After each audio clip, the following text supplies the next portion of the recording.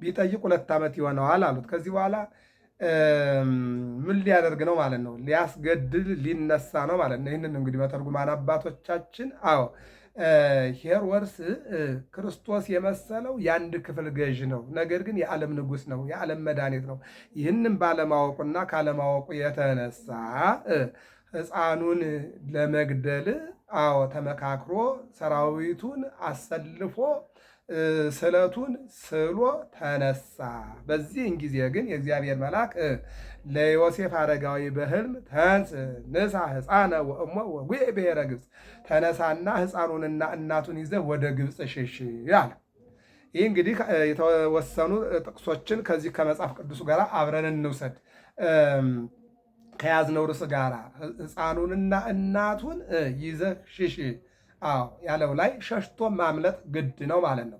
ለምሳሌ ኦሪት ዘፍጥረት ምዕራፍ 19-18 ላይ ቅዱስ ሚካኤልና ቅዱስ ገብርኤል ሎጥን ሸሽተህ አምልጥ ብለውታል።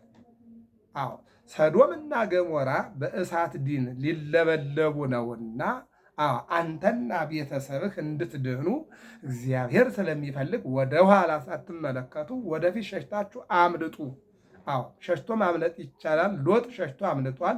እሷ ግን ወይ አገሬ ሰዶም አገሬ ገሞራ ወይ አገሬ ሰዶም እግዚአብሔር አምላክ ባላወቀ ፈርዶ ሀገሬ ሰዶምን አደረጋት ባዶ ብላ ዘወር ብላ ወደፊት ተጓዥ እንዳትዞሪ ብትባል ዘወር ብላ ስትመለከት ሰዶምን እየተቀጣጠለ ስታየው በዚያው እንዳለ የማይጠቅም ሐውልት ጨሁናለች። ሎጥ ግን አመልጧል ማለት ነው። ወደ ሐዲስ ኪዳን ስንመጣ ደግሞ የማቴዎስ ወንጌል ምዕራፍ 10 ቁጥር 23 ላይ ጉዩ ሀበ ካሌታ፣ ከአንድ ቦታ ላይ ቢያሳድዷችሁ ወደ ሌላ ቦታ ተሰደዱ፣ ሽፍት አድርጉ። በቃ አንድ አካባቢ ካልተመቻችሁ ወደ ሌላ ቦታ። እንኳንስ የሃይማኖት ጉዳይ የፀሐይ የአየር ንብረት የበሽታ የተለያየ ነገር እንኳን ቢመጣባችሁ ከአንዱ ቦታ ወደ አንዱ ቦታ መሄድ ትችላላችሁ ብሎ እግዚአብሔር አምላክ ለሐዋርያት ነግሯቸዋል ማለት ነው። በዚህን ጊዜ ነው እንግዲህ የእግዚአብሔር መልአክ ለጻድቁ ለአረጋዊ ዮሴፍ ሕፃኑንና እናቱን ይዘህ ሽሽ ሲለው ተንስአ እነሆ ዮሴፍ ተነሳ። በከመ ነገሮ በሕልም መልአከ እግዚአብሔር በሕልሙ የእግዚአብሔር መልአክ በሕልሙ እንደነገረው ዮሴፍም ጧት ተነሳና እመቤታችን ተነሽ እንሽሽ ብሎ ሕፃኑን ታቅፎ ሰሎሜን ይዞ ድንግል ማርያምን ይዞ ተሰደደ ይለናል። እዚህ ላይ ነው እንግዲህ ስደት የሚለው። ስደቱም ወደ ምንድን ነው ከተባለ እንግዲህ ብፁዓን ለይሰደዱ በእንተ ጽድቅ፣ ስለ ጽድቅ የሚሰደዱ ብፁዓን ናቸውና ትንቢቱን ለመፈጸም ነው። ትንቢቱ እንደሚሰደድ አስቀድሞ ተነግሮ ነበርና ትንቢቱን እንፈጽም እንሰደድ። ደግሞ ምንድነው ያለው? ወሐሉ ህየ እስከ አመ እነግረከ፣ ተመለስ ብዬ እስከምነግርህ ድረስ በዚያው ተቀመጥ ብሎታልና የእግዚአብሔር መልአክ እንድንሰደድ ነግሮናል። ተመለሱ እስከሚለን ድረስ በምንሄድበት ሀገር እንቀመጣለን አለና ለድንግል ማርያም ነግሯት ወደ ግብፅ ተሰደዱ ነው። ሁለት ነገሮችን እናያለን አሁን እዚህ ጋር።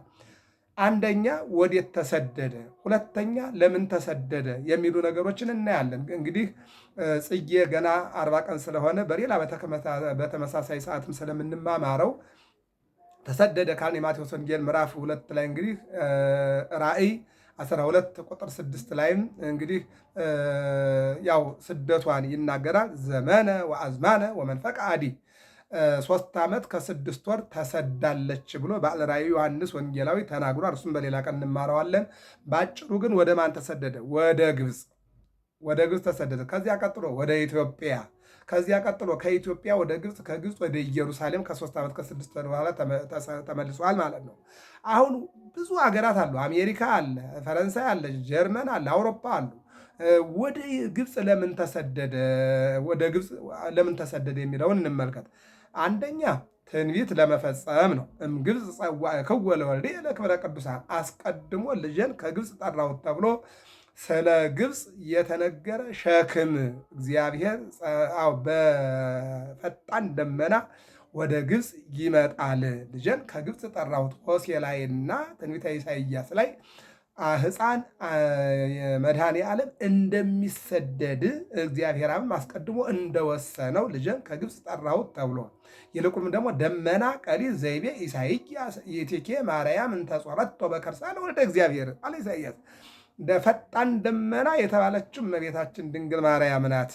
ደመና የሚሸከመው ዝናብ ነውና ዝናብ የተባለ ደግሞ መድኃኔ ዓለም ነው። ስለዚህ ፈጣን ደመና ዝናምን ይዛ እንደምትጓዝ እመቤታችን ልጇን ይዛ ወደ ግብፅ ሸሸች የሚለው ትንቢት ተነግሮ ስለነበረ ልጄንም ከግብፅ ጠራሁት ያለው የሆሴዕ ትንቢት ይፈጸም ዘንድ ወደ ግብፅ ትንቢት ለመፈጸም ተሰደደ ነው። ወዴት? ወደ ግብፅ። ለምን? ትንቢት ለመፈጸም ማለት ነው። አንደኛ ነው። ሁለቱ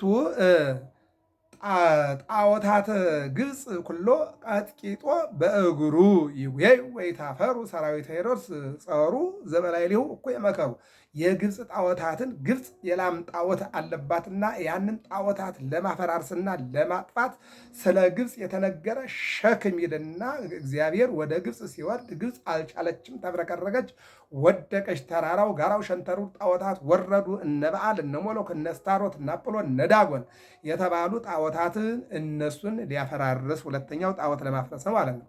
ሶስተኛው ገዳማትን ለመባረክ የምንኩስና ምንጩ ግብፅ ነው። ግብፅ ምናልባት ከ180% ሌላ ነው፣ 20% ናቸው ኦርቶዶክሳውያን። እነዚህ ግን ትልልቅ ገዳማት እነ ገዳመ አስቄጥስን የመሰሉ መንበረ ማርቆስን የመሰለ ትልቅ ገዳም ያለባት ሀገርና ትልቅ የሃይማኖት አምድ የተተከለባት ሀገር ስለሆነች ግብፅ ገዳማትን ለመባረክ ነው ሶስተኛው። አራተኛው ለመልከ ጼዴቅ ቃል ኪዳን ተገብቶለት ነበርና በሰው በኩል ያለ ቃል ኪዳን ሊፈጸምም ላይፈጸም ይችላል። እግዚአብሔር ግን ስለ ቃል ኪዳኑ ታማኝ ስለሆነ ለመልከ ጼዴቅ የገባውን ቃል ኪዳን ሊፈጽም ወደ ግብፅ ወረደ፣ ተሰደደ። አራተኛው ይሄ ነው። አምስተኛው ወልድ ዋህድ እያለች የምትኖር መከራ የሚበዛባት ሀገር ግብፅ። ፀሐዩ መከራ ነው። ዝናብ ማጣቱ መከራ ነው። እንፋሎቱ መከራ ነው። ሁሉም ክህደቱ መከራ ነው። ያ የበዛባት ሀገር ግብፅ። አዎ በእሷ ላይ ሃይማኖትን ለማጽናት ነው። እንደምናየው ሕፃናቱ፣ እንደምናየው ወጣቶቹ፣ እንደምናየው አረጋውያኑ ግብፅ ላይ በቤተ መቅደሱ በመሰዊያው ሲሞቱ እናያቸዋለን። መከራ ሲበዛባቸው እናያለን።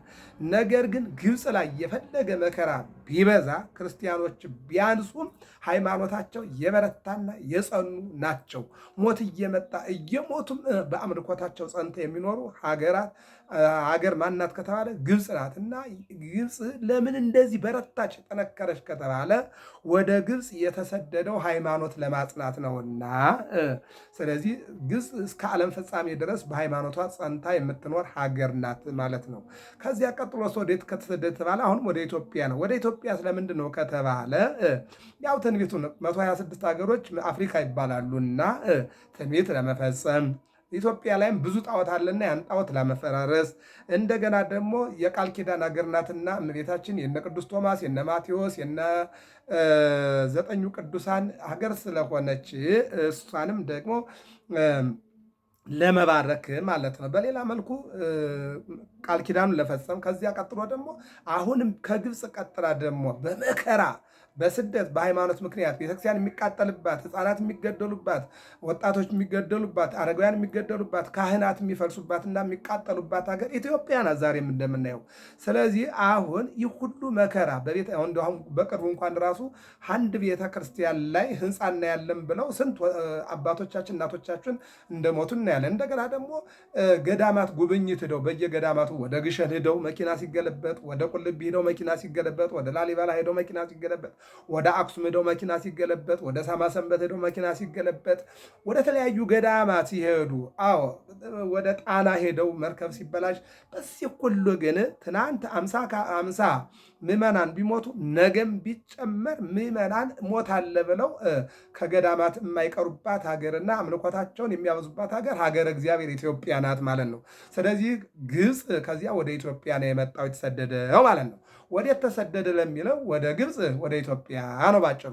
ለምን ተሰደደ የሚለውን ደግሞ ሁለተኛው እንመልከት። ለምን ተሰደደ የሚለው አንደኛ የሚገርመው ነገር መድኃኒታችን ኢየሱስ ክርስቶስ የተሰደደው ጊዜው ሳይደርስ ስለማይሞት ከአንድ ቦታ ወደ አንድ ቦታ ምንድን ነው ያለው? ያንን ሎጥን ሸሽተህ አምልጥ ብሎታል።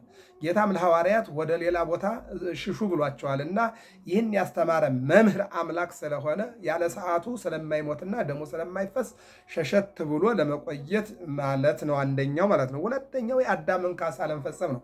አዳም አትብላ የተባለውን በልቶ ተሰዷልና አውርቋልና ተሰቃይቷልና የአዳም ካሳ ለመሆን መድኃኔ ዓለም ተሰደደ ማለት ነው። ሶስተኛው ስደተ ሰማዕታትን ለመባረክ ዛሬ በስሙ የሚሰደዱ ብዙዎች ናቸው። እልፍ አእላፋት በሀገር ውስጥም በሀገር ውጭም በየገዳሙም በየሜዳውም የሚሰደዱ ብዙዎች ናቸውና እየተሰደዱ ደማቸውን የሚያፈሱ አጥንታቸውንም እንደዚሁ የሚሰበርና በሰይፍና በቢላ በጎራዴ በጦር የሚወጉ ሰማዕታት እነሱን ለማጽናትና የነሱን ለመባረክ እንዲጸኑ ለማድረግ እሱ እንደዚያ ባይሰደድላቸው ኖሮ ዛሬ ከቅዱስ ጊዮርጊስ ጀምሮ እነ ገላውዴዎስ ሌሎችም ቅዱሳን በዚህ እነ ቅዱስ እስጢፋኖስ በሰማዕትነት ባልጸኑ ነበረ። ነገር ግን እንዲጸኑ የሰማዕታትን ስደት እሱ ስለባረከው ነው ማለት ነው። አራተኛው የአባቶቻችን የአብርሃም የይስሐቅ የያዕቆብ የእነሱን ስደት ለመባረክ ነው። አብርሃም ተሰዷል፣ ያዕቆብም ተሰዷል፣ ይስሐቅም ተሰዷል። ስለዚህ የእነሱን ስደት ለመባረክና የእነሱን ስደት ስደት ለማድረግ ተሰደደ። የመጨረሻው አምስተኛው ጉየተ ሕፃን አጉዮ ለዲያብሎስ አጋንንት ወይም ደግሞ ሰይጣናት ከሰዎች ልቡና አስወጥቶ ለማባረር ለማሳደር ተሰደደ። አጋንንትን ኢየሱስ ስዱር ተስፋሆሙ ለስዱዳን የተሰደደው ኢየሱስ ለተሰደዱት ተስፋቸው ነው ይላል። ይህን ነው የሚለው። ስለዚህ በአጭሩ ሕፃኑንና እናቱን ይዘህ ወደ ግብፅ ሽሽ ነው። አሁን በዚህን ጊዜ ነው ሕፃኑንና እናቱን ይዞ ዮሴፍ ወደ ግብፅ ተሰደደ ነው። ይቀጥላል። ይሄ ክፍል 1 ነው። በሚቀጥለው ደግሞ ወደ ግብፅ ተሰደደ ካልን በኋላ ግብፅ ለግብፅ ኢትዮጵያ ለኢትዮጵያ ምን ደረሰባቸው፣ ምንስ ተአምራት አደረጉ፣ ምንስ ደግሞ መከራ ደረሰባቸው የሚለውን በሚቀጥለው ሁለተኛ ክፍል ላይ እንመለከተዋለን። ሕፃኑንና እናቱን ይዘህ ወደ ግብፅ ሽሽ። አነሳስቶ ላስጀመረን አስጀምሮም ላስፈጸምም ለአምላካችን ከምስጋና ይድረሰው። እንኳን በድጋሚ ለወርኃ ጽጌ ለዘመነ ጽጌ አደረሳችሁ። ገብረ መስቀል ሚዲያ ነው። ሰብስክራይብ፣ ላይክ፣ ሼር አድርጉ። ፎሎ አትርሱ። ለሁሉም አዳርሱ። ሰላም እግዚአብሔር ከሁላችን ጋራ ይሁን።